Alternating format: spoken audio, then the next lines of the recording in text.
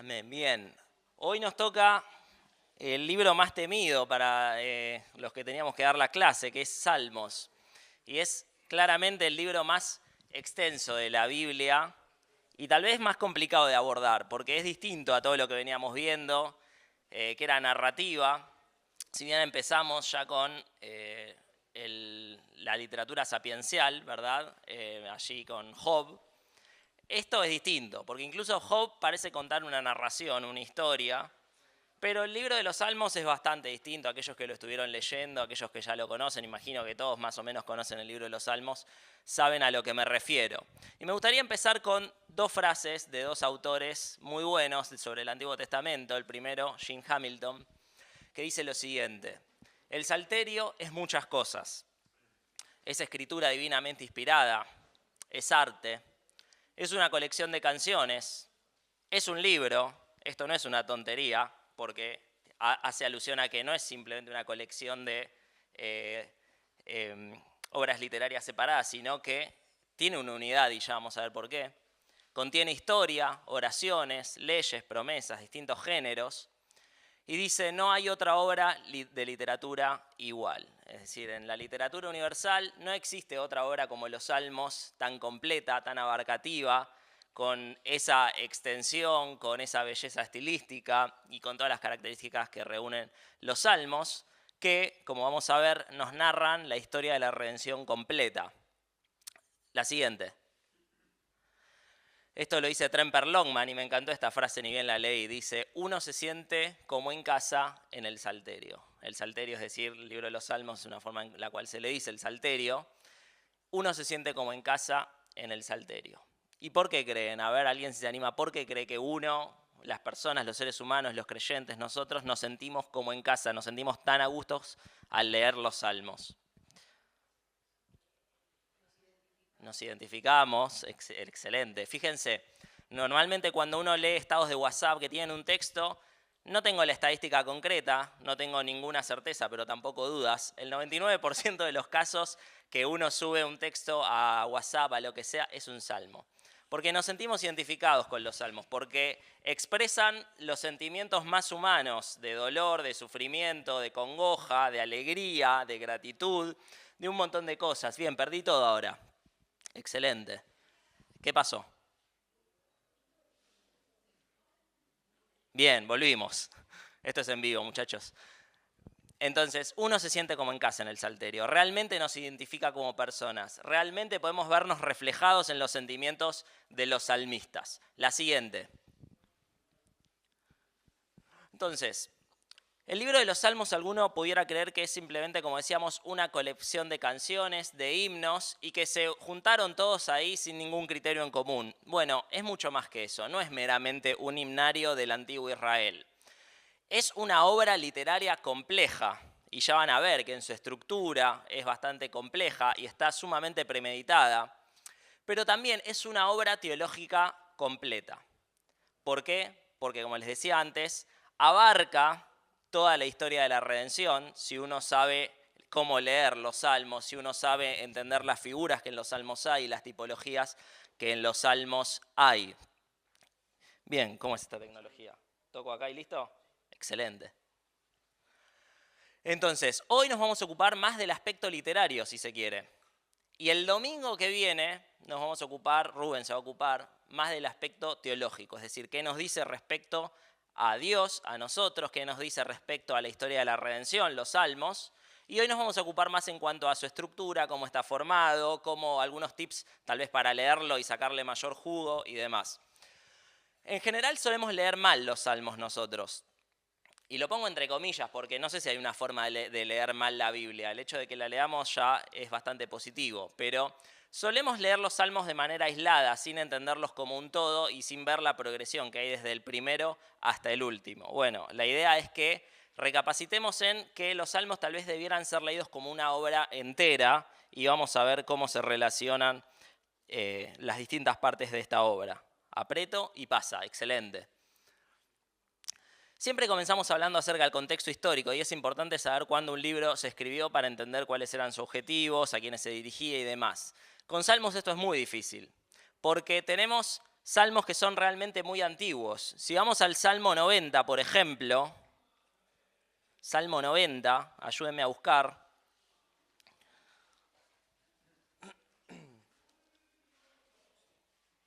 Hay un título ahí, ¿verdad? Dice la eternidad de Dios y la transitoriedad del hombre, al menos en mi Biblia. Y abajo hay un subtítulo, o lo que algunos suelen llamar las sobreinscripciones de los salmos. ¿Y qué dice? Oración ¿de quién? De Moisés, varón de Dios. Excelente. Moisés vivió más o menos por el 1300 a.C., ¿verdad? Ahora, si nosotros vamos, por ejemplo, al Salmo 137, en el apunte les puse el 126, si no recuerdo mal. Es más polémica la interpretación de cuándo fue escrito el 126, por eso después opté por poner el 137 acá como ejemplo, porque me parece que es evidente. ¿Y qué dice? Lamento de los cautivos en Babilonia, ¿verdad? Al menos mi Biblia. Y fíjense, comienza diciendo, junto a los ríos de Babilonia, allí nos sentábamos y aún llorábamos. ¿Qué es lo que ocurrió en Babilonia? El pueblo estaba cautivo, estaba exiliado, ¿correcto? Y después del exilio vuelven a Jerusalén, ya lo vimos eso. Acá están hablando en pasado de lo que pasaba cuando estaban en Babilonia, cuando estaban exiliados. O sea que este es un salmo post-exílico, ¿verdad? Cuando estudiamos Esdras, Nehemías y vimos la historia que nos relataban, dijimos que lo que se contiene en esos libros es lo último que sabemos de la historia de Israel tal como está narrado en el Antiguo Testamento. En otras palabras, nos narra desde el siglo XIV a.C. hasta el siglo IV a.C. Hay salmos compuestos en todas estas épocas, es decir, un periodo de 1000 años, tal como dice ahí. Un periodo muy extenso y obviamente, ¿quién va a ser el autor? No puede ser uno solo, porque no había personas que vivan 1000 años, son variados. Cubre toda la historia de Israel, desde el éxodo en Egipto hasta la época post-exílica, cuando el pueblo nuevamente se asienta y vemos allí lo que llamamos normalmente el judaísmo del segundo templo. Ahora, creo que es importante dedicarnos un poquito a pensar en los títulos que tienen los salmos. Ustedes saben que en el resto de la Biblia, por ejemplo, van al Evangelio de Juan, acá abrí mi página aleatoriamente en el capítulo 6, y veo un título que dice Alimentación de los 5000. Ese título no está en los manuscritos. Posiblemente si toman otra versión de la Biblia, Nueva Versión Internacional, Nueva Traducción Viviente, Biblia de las Américas, van a ver que el título difiere, es distinto. Porque los títulos de los relatos en la mayor parte de la Biblia, en prácticamente toda la Biblia, son puestos por los traductores, por los editores de la Biblia, ya sea una sociedad bíblica o quien sea. Es decir, se les pone hoy en día a quien va a publicar esa Biblia, esa versión. En los salmos es distinto, porque en los salmos, en los manuscritos, hay títulos. Hay títulos. Entonces lo que se hace es traducir ese título. Y hay esos subtítulos o sobreinscripciones, como las llaman algunos, que nos dan información histórica y que nos dan información respecto a la autoría. Entonces, la pregunta es, ¿son auténticos esos títulos? ¿Estaban? Por ejemplo, vamos a buscar el Salmo 51. Fíjense toda la información que tiene ese salmo, ¿no? A ver quién me lo lee, el título primero. ¿Y después qué dice? Al músico principal, salmo de David, cuando después que se llegó a Betsabé, vino a él Natán, el profeta. Bueno, hay un montón de información. ¿Quién lo escribió? Y el contexto histórico. ¿Cuál fue el contexto histórico? Bueno, el pecado de David con Betsabé. ¿Eso está escrito en primera o en tercera persona? En tercera persona, ¿no? Salmo de David, es decir, no lo está poniendo él. Cuando después que se llegó a Betsabé, se llegó, tercera persona, vino a él Natán, el profeta. Tercera persona. Ahora, fíjense el versículo 1. ¿Ten piedad de quién? ¿De él? No, de mí, primera persona.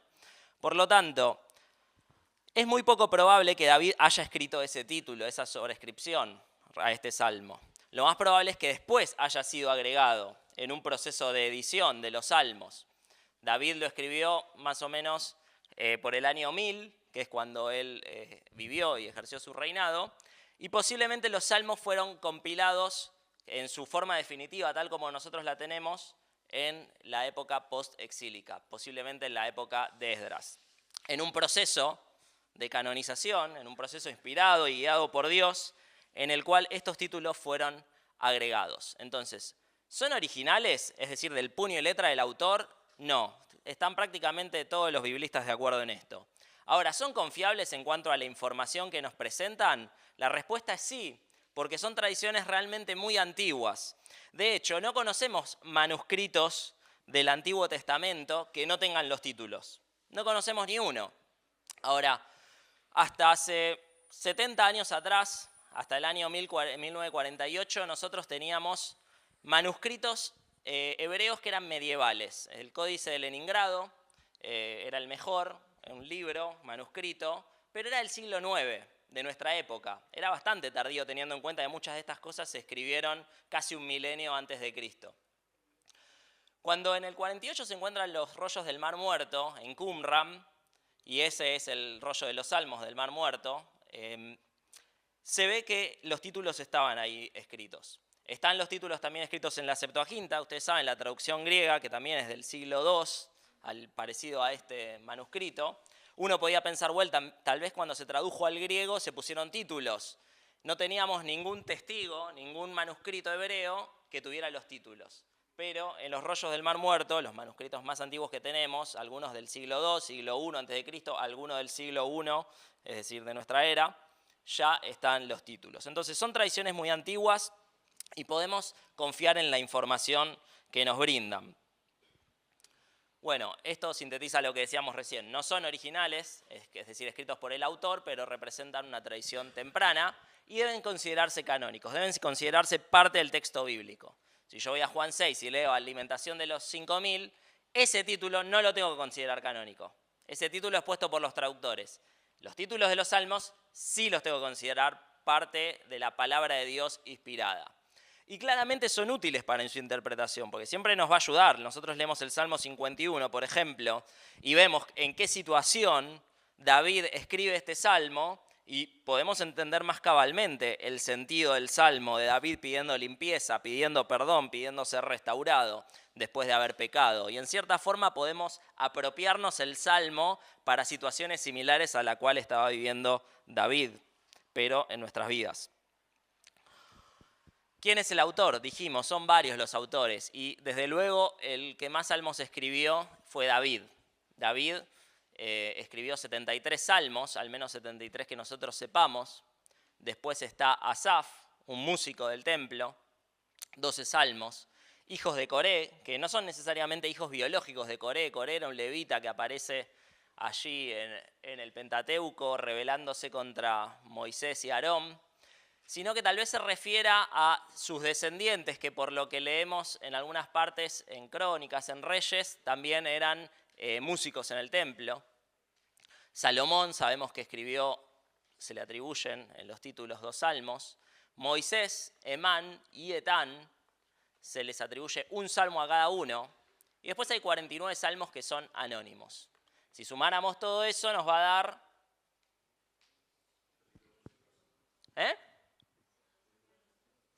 ¿Cómo 154? 150, bien, escuché mal, 150. Teniendo en cuenta que donde dice Moisés, Emán, Etán es uno cada uno, deberíamos sumar 3. Ahora, ¿eran 150 salmos originalmente? ¿O algunos han sido subdivididos? Acompáñenme al Salmo 42. ¿Recuerdan el himno aniversario? Esa parte que dice, ¿por qué alma mía te abates y estás turbada en mí? Echa en Jehová tu carga, Él cuidará de ti. Está tomado este salmo. Fíjense, el Salmo 42, al igual que en el himno aniversario, nosotros cantamos un estribillo, es decir, algo que se repite entre canciones, y al igual que en la mayoría de las canciones que cantamos, eso ocurre en esta canción, Salmo 42. Fíjense, versículo 5. ¿Por qué te abates, oh alma mía, y te turbas dentro de mí? Espera en Dios, porque aún he de alabarle, salvación mía y Dios mío. La clave está ahí, ¿por qué te abates, oh alma mía, y te turbas dentro de mí? Versículo 11. ¿Por qué te abates, oh alma mía, ¿y por qué te turbas dentro de mí? Se repite el estribillo.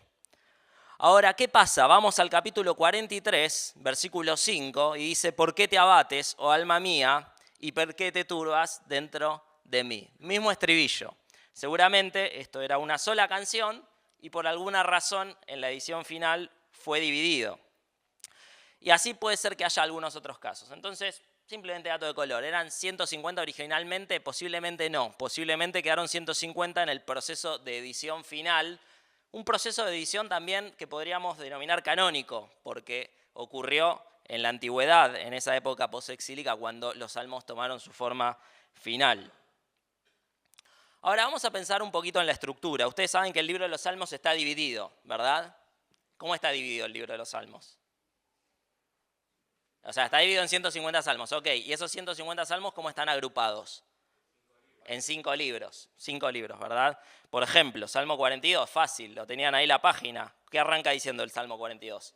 Libro 2, es decir, nos da la pauta de que ahí comienza un libro nuevo, ¿verdad? Ahora, Salmos comienza con una introducción, que es parte del libro 1. Fíjense el Salmo capítulo 1.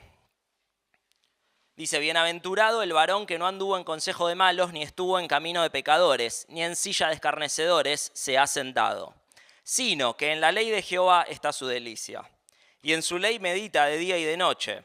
Será como árbol plantado junto a corrientes de agua que da su fruto en su tiempo y su hoja no cae, y todo lo que hace prosperará. Después va a contrastar esto que hace el hombre bueno, el hombre sabio, el hombre bienaventurado, con el malo, el necio. ¿Cuál es el tema central de eso que acabamos de leer? La ley del Señor, ¿verdad? ¿Quién va a ser como un árbol que está junto a aguas, junto a un río que brota? Aquel que medita en la ley del Señor. Tal vez un poco tomado de los pelos, pero Jim Hamilton, el muchacho que cité al comienzo, dice, acá tenemos una figura edénica. Un río que brota, un árbol lleno de vida y un hombre que es capaz de relacionarse con Dios y ser bendecido por Dios y estar en comunión con Dios si hace ¿qué cosa? Si medita en la ley de Jehová. Comunión restablecida, como en el Edén, donde hay vida, donde hay frutos. Ahora, el Salmo 2 es parte de la introducción del libro. Y fíjense de lo que habla el Salmo 2. Aborda otra temática. Dice, ¿por qué se amotinan las gentes y los pueblos piensan cosas vanas? Se levantarán los reyes de la tierra y príncipes consultarán unidos contra Jehová y contra su ungido, diciendo, rompamos sus ligaduras y echemos de nosotros sus cuerdas. El que mora en los cielos se reirá, el Señor se burlará de ellos. Luego hablará a ellos en su furor y los turbará con su ira. Pero yo he puesto mi rey sobre Sión, mi santo monte. El tema del Salmo 2 no es la ley, el tema del Salmo 2 está ahí, el rey, ¿verdad? El Salmo 1, la ley, el Salmo 2, el rey. Y estos dos temas van a estar presentes a lo largo de todo el libro, a lo largo de todos Salmos. La ley de Dios, pueden pensar por ejemplo en el Salmo 119, que es el gran salmo que aborda este tema. Salmos que hablan acerca de un rey que es entronizado, que es puesto en el santo monte de Dios. Esos temas están presentes en todos Salmos y van a guiar, van a ser la hoja de ruta para leer todos los Salmos. Entonces, tenemos esta introducción. Nos habla de que la ley de Dios y el rey de Dios son temas importantísimos para todo el libro.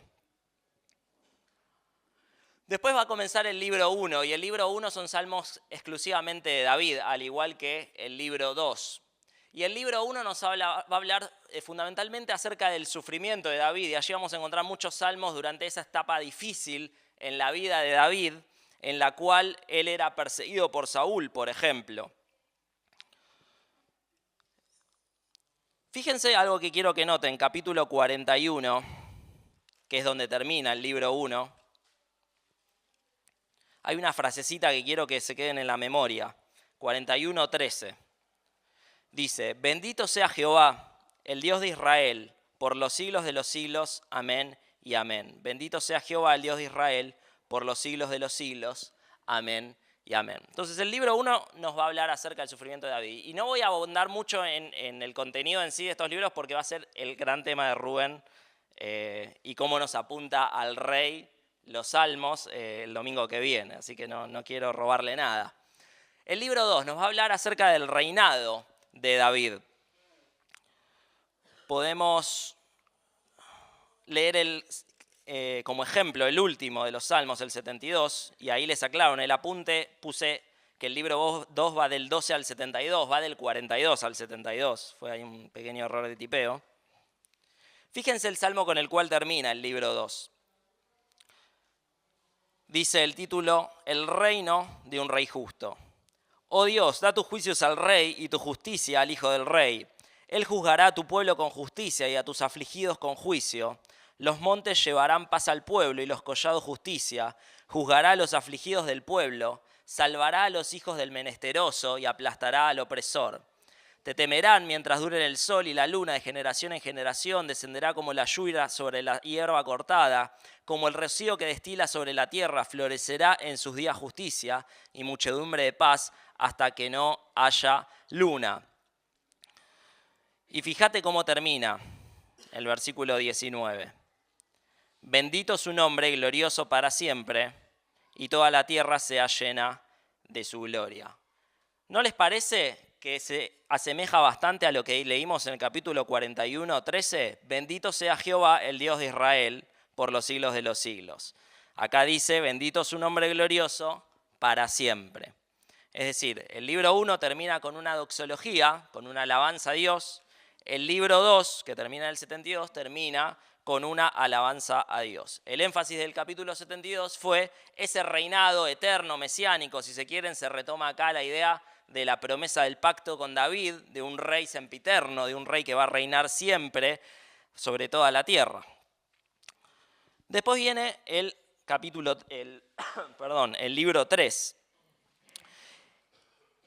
Y el libro 3 va a terminar, y su tema va a ser el fin del reinado de David en esta tierra, del reinado terrenal, mirando hacia la expectativa de qué pasó con el pacto davídico, finalmente. Si parece que la casa de David cayó, ¿verdad? Como ya hemos visto a través de David y de Salomón. ¿Qué pasa con ese pacto? Y el Salmo 89 hace una recapitulación del Salmo. Fíjense el versículo 38. Mas tú desechaste y menospreciaste a tu ungido y te has airado con él. Bueno, parece que está todo mal, parece que no vamos a tener rey. Dios despreció a su ungido. Fíjense el versículo 52 cómo termina. Bendito sea Jehová para siempre. Amén y amén. Se parece a las otras doxologías que leímos, ¿verdad? Bendice, alaba a Dios, bendice a Jehová, y no momentáneamente, sino para siempre.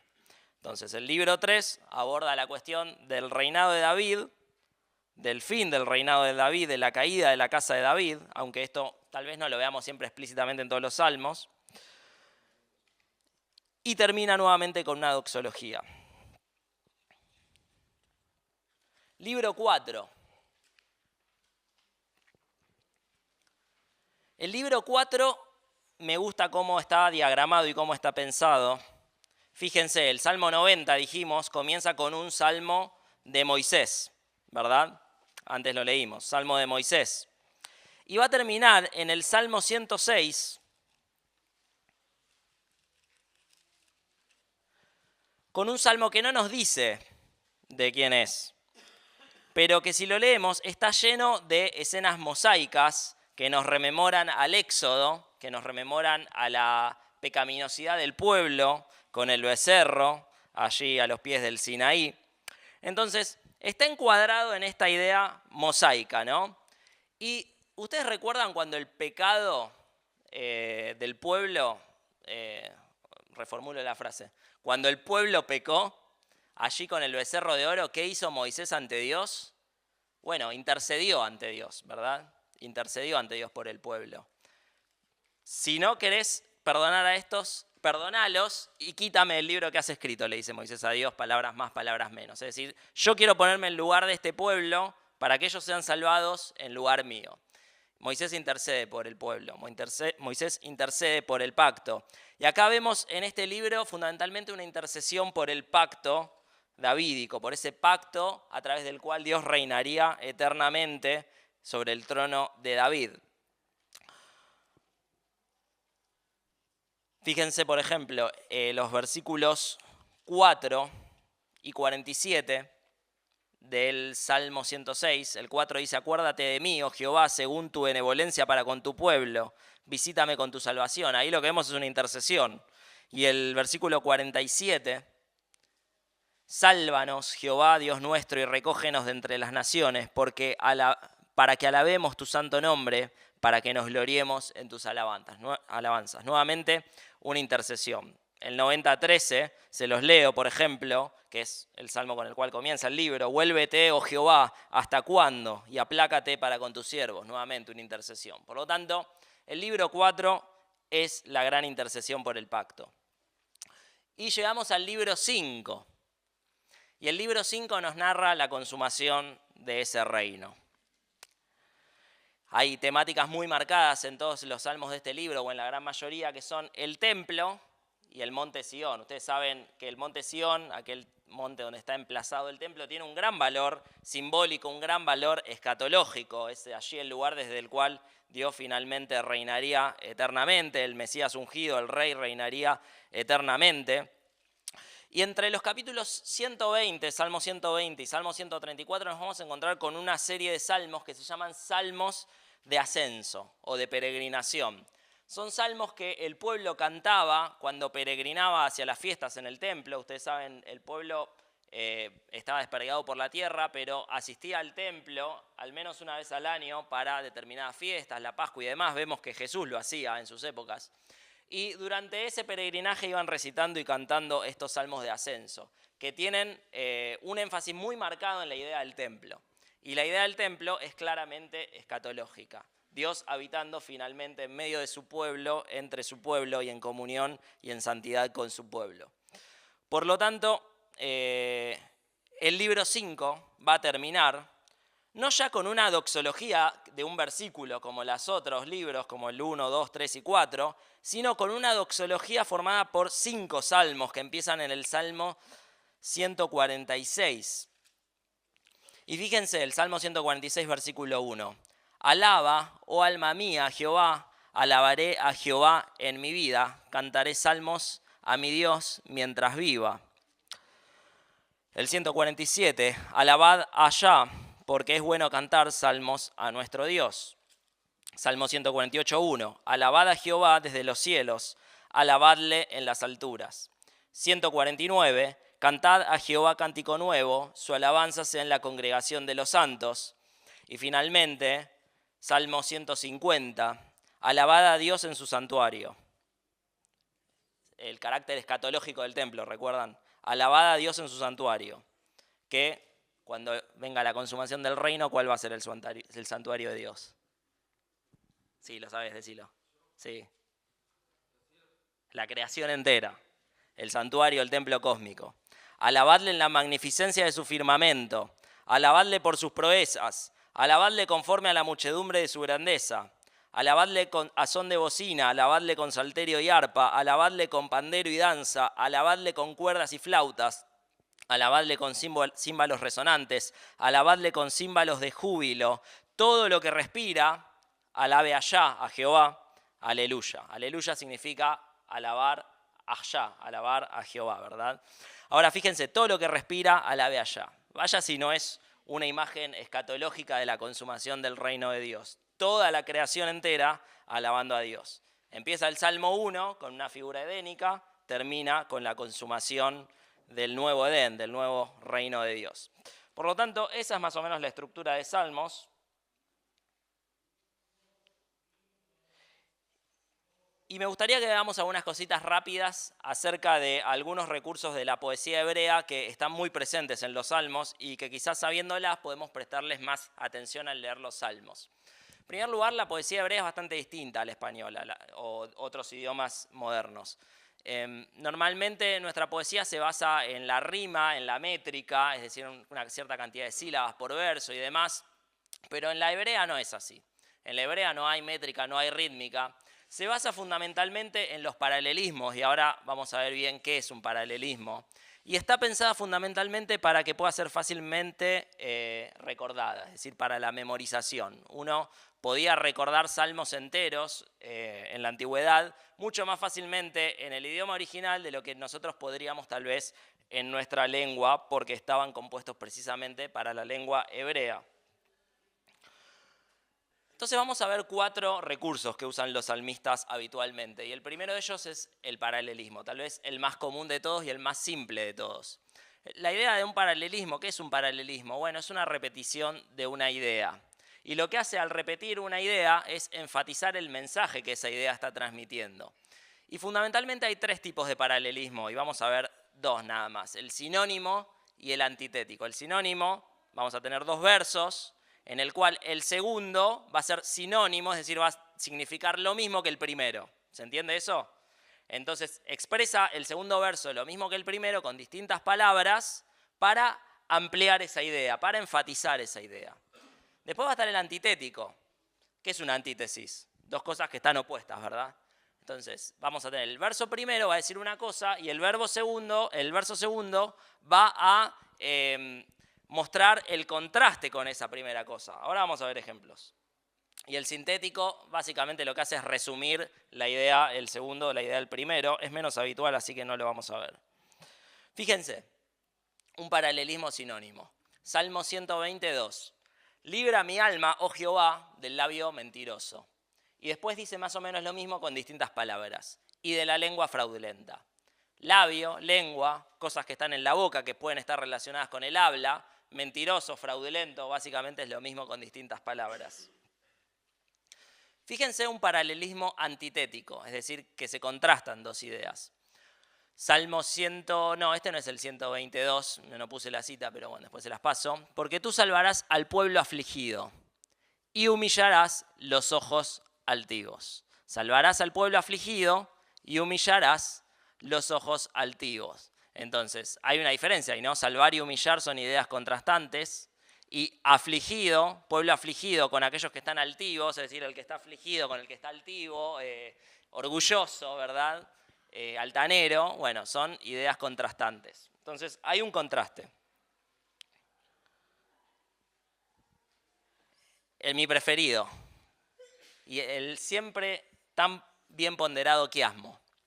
¿Qué es un quiasmo? Un quiasmo es un paralelismo simétrico, es decir, es un paralelismo como lo que vimos recién, pero más complejo, más desarrollado, de más niveles, por así decirlo. Nuevamente, sirve para enfatizar ideas y suele responder al patrón ABBA, no la banda, no la banda esa nórdica que cantaba, sino ahora van a ver bien a qué nos referimos con esto, ABBA. Puede tener un epicentro o no, ahora vamos a explicar a qué nos referimos con eso. Básicamente un quiasmo es esto. ¿Ven ABBA ahí? La estructura ABBA, A, B, B, A. ¿La llegan a ver? Bueno, bien, ABBA. Tenemos una primera idea o frase que se va a repetir tal vez de la misma manera, como un paralelismo sinónimo, o tal vez como un paralelismo antitético en la última idea. ¿Ok? Ya lo vamos a graficar con un salmo. Tenemos una segunda idea, B, que se condice, hay un paralelismo sinónimo o antitético con el verso que le sigue exactamente después a él. Entonces tenemos, en este caso, un esquema simple, 4 versos. Podría ser mucho más extenso el quiasmo. Podría tener un montón de niveles, A, B, C, D, E, F, G.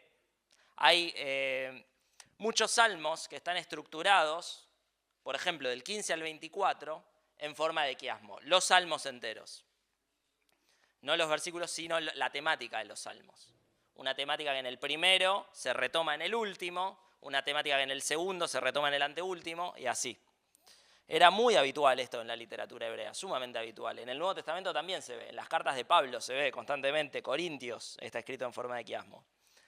Entonces, fíjense, un ejemplo, Salmo 29, 1 al 2. Dice, tributad a Jehová, oh hijos de los poderosos. Dad a Jehová la gloria y el poder. Dad a Jehová la gloria debida a su nombre. Adorad a Jehová en la hermosura de la santidad. ¿Quién se anima acá a establecer cuáles son los niveles? A ver. Hay una primera idea que ¿cuál es?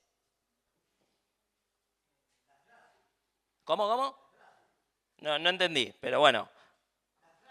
La frase, exacto, ahí está, la primera frase, va con la última. No le había escuchado, perdón.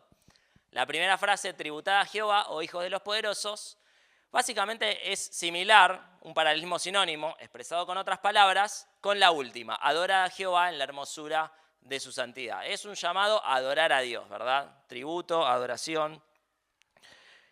Y las dos frases del medio también son un paralelismo sinónimo. Dad a Jehová la gloria y el poder, dad a Jehová la gloria debida a su nombre. Hay un paralelismo allí en el significado. Si lo ponemos en formita de quiasmo, nos quedaría así. Una estructura en espejo, una estructura simétrica. ¿Me siguen con esto? Es sencillo, ¿no? Hay muchísimos ejemplos de quiasmos, no los vamos a ver ahora, pero fíjense, yo les decía que a veces incluso la temática de los salmos están ordenadas en forma de quiasmo, abordando salmos enteros, y fíjense cómo incluso están agrupados por autores en forma de quiasmo. Salmo 42 al 49, salmos de los hijos de Coré, Salmo 50 de Asaf, Salmo 51 de David, después nuevamente salmos de Asaf y finalmente termina nuevamente con salmos de los hijos de Coré. El quiasmo está en todos lados, acostumbrémonos a él.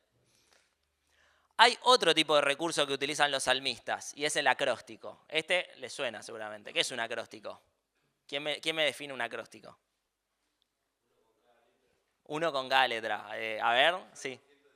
Bueno, sí.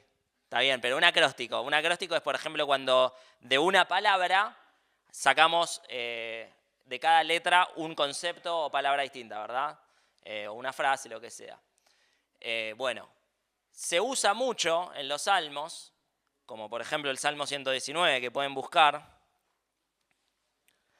ordenar los versos de acuerdo al alfabeto hebreo.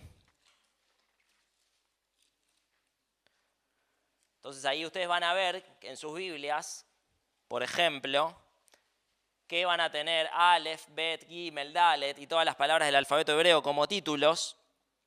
Y en hebreo, la primera palabra de cada una de esas secciones comienza con la letra que allí está en el título. Por ejemplo, el versículo 1 va a comenzar con una palabra que empieza con la letra... No, eso en castellano, pero esto fue escrito en hebreo. Con la letra Aleph, que es la que está justo arriba de él, ¿ok? ¿Se entiende la idea? Aleph es como si fuera la A en el alfabeto hebreo, la primera letra. La primera palabra en hebreo comienza con esa letra. Si vamos al versículo 9, vemos que está la segunda letra del alfabeto hebreo. ¿Cuál es? Bet, que es como una B larga nuestra. La primera palabra del versículo 9 comienza en hebreo con Bet. Y así sucesivamente hasta llegar hasta la última letra del alfabeto. Claramente nosotros no percibimos esto. ¿Por qué? Porque al traducirlo nuestras palabras no coinciden con la primera letra del alfabeto hebreo, ¿no? Bienaventurados, ahí lo ideal sería una letra que empiece con A. Pero incluso va a ser difícil porque cuando nos encontramos con algunas letras que ni siquiera tienen un equivalente directo en nuestro alfabeto, como la letra Yod o como la letra Zayin, sería imposible traducirlo de una forma que tenga coherencia. Entonces, simplemente se ponen las letras del alfabeto hebreo para agrupar las distintas estrofas y lo que nosotros deberíamos saber es que esto era un recurso para recordarlo más fácilmente. Si uno recuerda, vieron que muchas veces para estudiar un acróstico se usa como una regla mnemotécnica, ¿verdad? Por ejemplo, en los seminarios, para entender cuáles son las doctrinas del calvinismo, se utiliza el acróstico TULIP, tulipán. De cada letra se desprende una doctrina. T, Total Deprivation, U, Unconditional Election y así. Entonces los estudiantes lo saben fácilmente. Para saber las doctrinas del molinismo, otro acróstico, Rosis. Para saber las doctrinas del arminianismo, son todas variantes teológicas. Utilizan otro acróstico y así. Esto era lo mismo. Uno sabiendo el alfabeto hebreo, podía recordar más o menos qué venía después. ¿Qué letra viene? ¿La B? ¿La Bet? Bueno, iba este. ¿Se entiende la idea? Entonces, hay otros escritos en acróstico también. Vamos al 9, Salmo 9.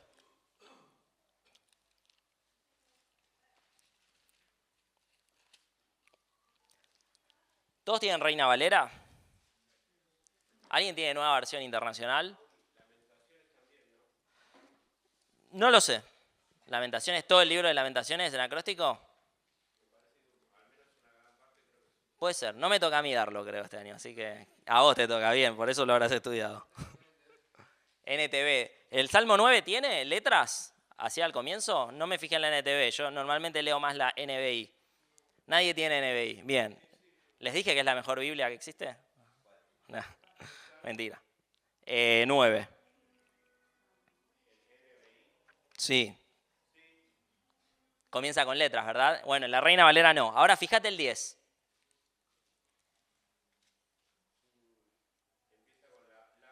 Bueno, no empieza con la primera.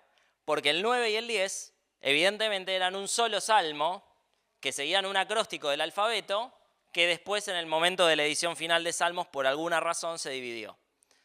Dato de color, no aporta realmente mucho. Entonces, el acróstico se usa bastante, no es realmente apreciable desde nuestro idioma, desde nuestras traducciones. Y finalmente, la metáfora y el símil. Básicamente estas dos cosas son lo mismo, es hacer una comparación. Vieron que en la poesía se usan mucho las comparaciones, no sé, tu piel como pétalos de rosa y cosas por el estilo, ¿no? Bueno, básicamente es eso. ¿Cuál es la diferencia? Que una metáfora, un símil, es una comparación explícita. Entonces nosotros vamos a tener una palabrita que nos indica que se está comparando. Por ejemplo, el Salmo capítulo 1, versículo 3, dice, será como, la palabrita que nos da la pauta del símil, que se está haciendo una comparación, será como árbol plantado junto a corrientes de agua. Claramente no es que aquel que medita en la ley de Jehová le van a salir ramas y hojas. No, se está haciendo una comparación, una similitud, para enriquecer la idea, ¿no? Para expresar algo de una forma más vívida. Muchas veces cuando nosotros queremos expresar sentimientos, recurrimos a metáforas, recurrimos a similitudes para realmente graficar eso. Me siento morir, o siento que me calan los huesos, o cosas que no están pasando literalmente. Me muero de hambre, no te estás muriendo de hambre, tenés mucha hambre. Pero bueno, grafican de forma más vívida, más expresiva aquello que estamos sintiendo. Y la metáfora es similar, pero es implícita, no es explícita. Es decir, se hace la comparación, pero sin ninguna palabra comparativa ahí que nos esté indicando que se está realizando la comparación. Por ejemplo, no dice el Salmo 23.1, Jehová es como mi pastor, o Jehová es como un pastor, dice Jehová es mi pastor, ¿no? ¿Somos nosotros ovejas realmente? Y no, es una metáfora eso. ¿Es el Señor un pastor en el sentido literal? Es una metáfora, pero se entiende la metáfora. Entonces, básicamente símil y metáfora son cosas muy parecidas. Un pequeño ejercicio, a ver, ¿quién se anima? Salmo 35. Porque un momento será su ira, pero su favor dura toda la vida. De estas figuras poéticas de dicción que vimos, ¿cuál se les ocurre que puede llegar a encontrarse acá? Recuerden, acróstico, símil, metáfora, quiasmo y paralelismo. ¿Cuál se les ocurre?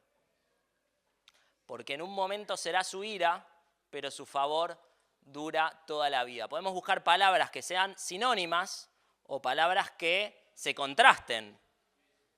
¿Hay alguna palabra ahí que se contraste, por ejemplo? Momento, ¿con cuál? Un momento, ¿no? Podemos tomar. Un momento con toda la vida, es un contraste. ¿Hay algún otro contraste ahí? Su ira y su favor. Qué bárbaro. Miren, tal como era la solución. Y lo podemos llevar así, incluso es un quiasmo.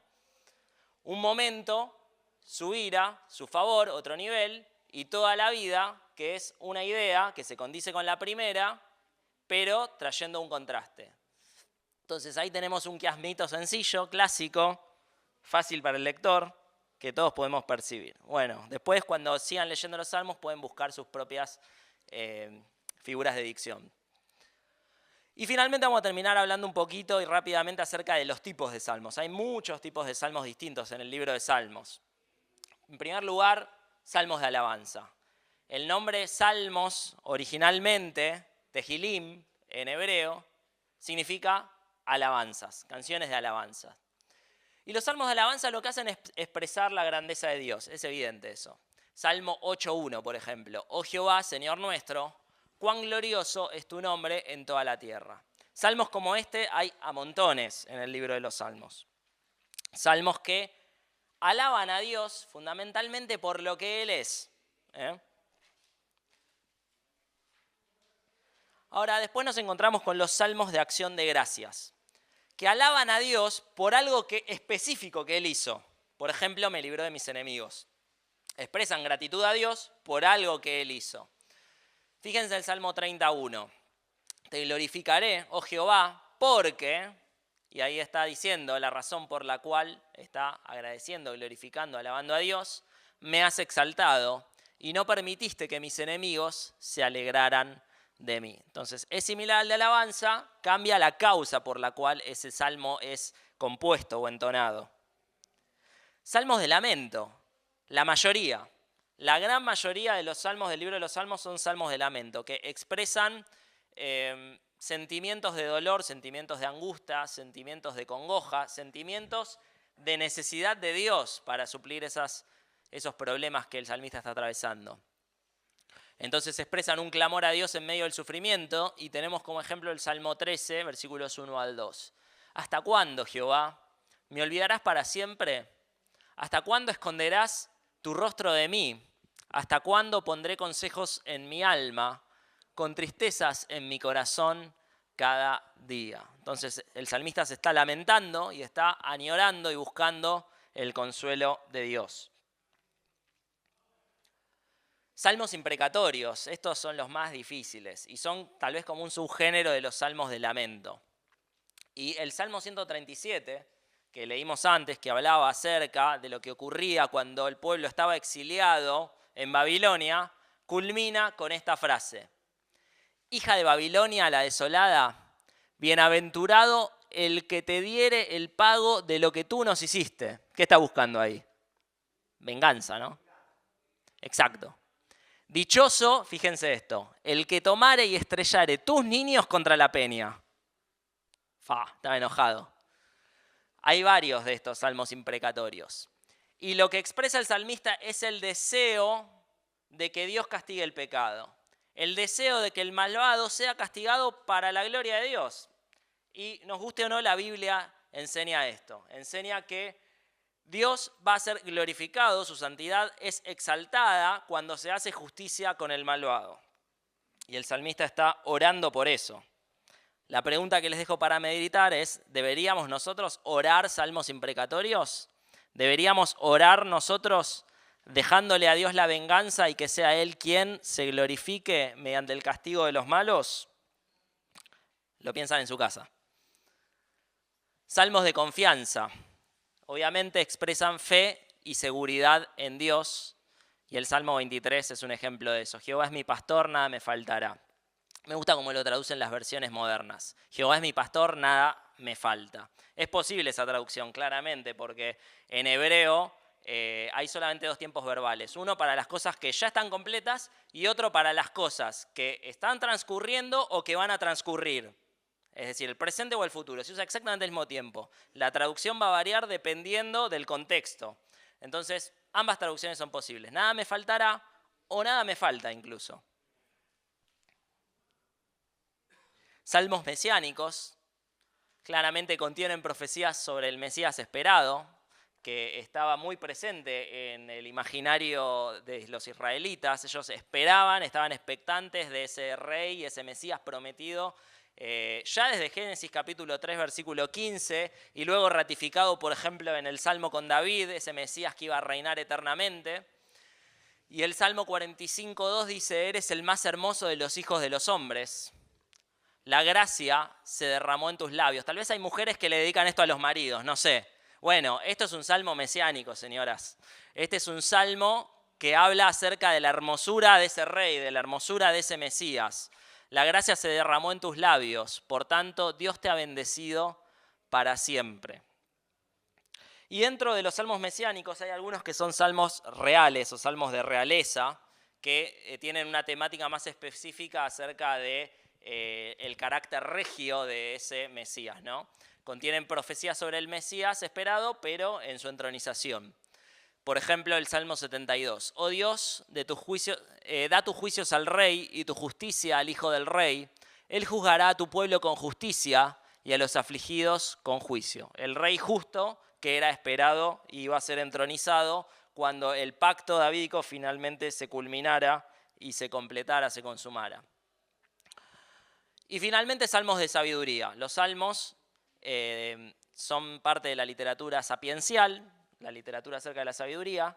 La literatura sapiencial se caracteriza por diferenciar básicamente dos cosas: el camino del sabio del camino del necio, el camino del bueno del camino del malo. Siempre el sabio, el bueno, es el que está ligado a Dios, y el necio, el malo, es aquel que desoye a Dios, aquel que da la espalda a Dios.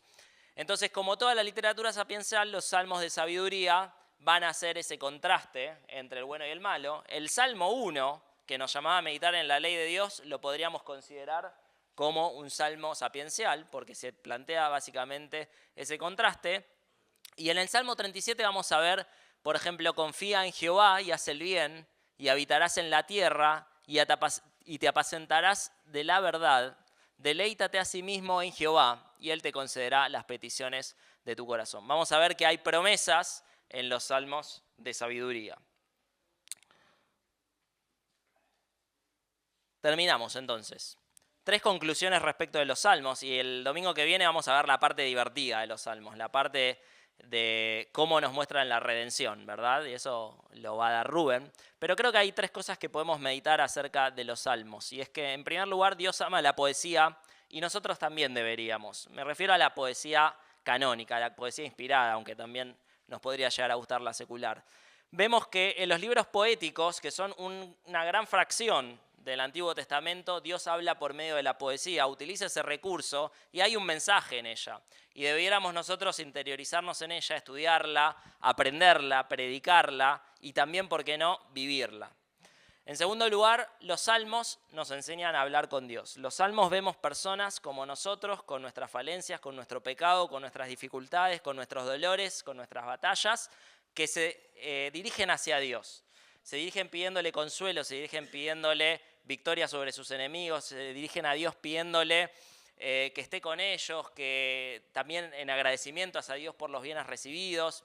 Básicamente, los sentimientos que tenemos nosotros a lo largo de toda nuestra vida siempre ameritan que nos dirijamos a Dios con algún sentir particular, en una oración particular. Y los salmos nos muestran que es posible dirigirse a Dios en cada una de esas situaciones, e incluso hasta nos brindan palabras que nosotros podemos utilizar para orar hacia Dios. Y finalmente, los salmos nos señalan a Jesús claramente. Los salmos mesiánicos, los salmos de realeza, los salmos de sabiduría que enfatizan lo sabio de la figura del rey que finalmente se cumple en Jesús. Siempre los salmos nos van a estar apuntando hacia la persona de Jesús, y eso lo vamos a ver el domingo que viene. Jesús es el rey prometido, Jesús es aquel que iba a traer salvación, el que iba a acabar con toda aflicción, y simplemente creyendo en Él y asumiéndolo como el rey de nuestra vida, tomando quizás el lenguaje de los salmos, entronizándolo en nuestro corazón, Él va a hacer que nuestra vida cambie, Él va a hacer que nuestra vida florezca como si fuéramos árboles plantados junto a aguas correntosas.